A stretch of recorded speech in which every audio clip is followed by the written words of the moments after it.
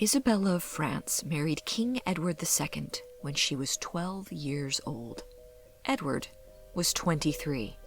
When they were married, Edward had already formed an incredibly close and intense relationship with a young nobleman named Piers Gaveston.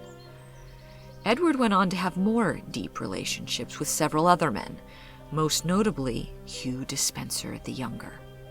Edward showered Hugh with power and riches. He was even referred to as the second king. Hugh was unchecked and became greedy and ruthless. Isabella had worked with and accepted Edward's relationship with Piers, but this relationship with Hugh was too much for Isabella to bear.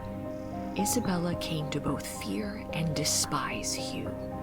Tensions began to rise between England and Isabella's native France. Her lands were confiscated, all of her French servants and staff were imprisoned, and her children were removed and put in the custody of the Despencer family. This was the breaking point, and Isabella swore revenge. She began her own relationship with a man named Roger Mortimer. Together, they launched an attack on England. Hugh Despencer was captured and ultimately hanged, drawn, and quartered.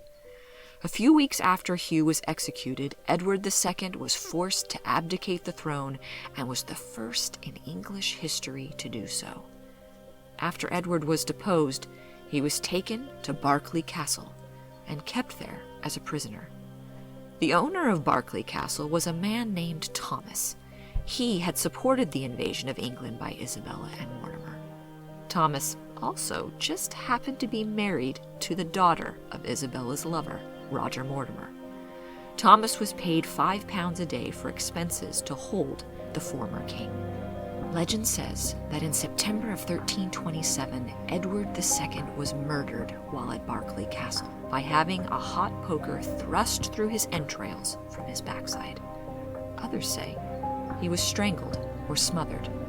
Some believe he escaped and lived out his life as a hermit. Isabella and Mortimer?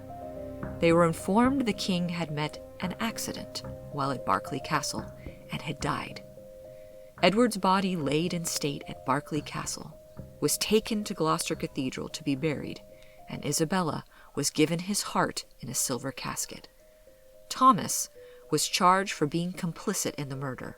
He maintained he wasn't at the castle at the time, and ultimately the charges were dropped.